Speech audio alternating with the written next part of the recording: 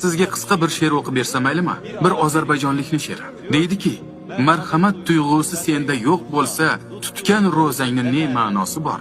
Uyingda miskinga taom yo'q bo'lsa, bir oy och qolmoqning ne ma'nosi bor? Agar tarozidan ayirib qolsa, tiling zahar kabi yurak og'ritsa, qo'ling pora olib poralar bersa, o'qigan namozingning ne ma'nosi bor?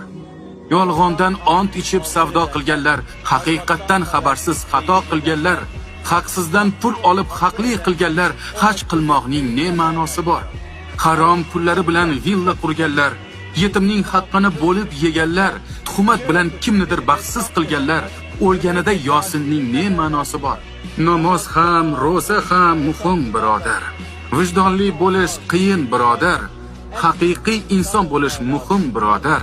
Amalsiz Qur'onning ne ma'nosi bor? Amalsiz Qur'onning ne ma'nosi bor?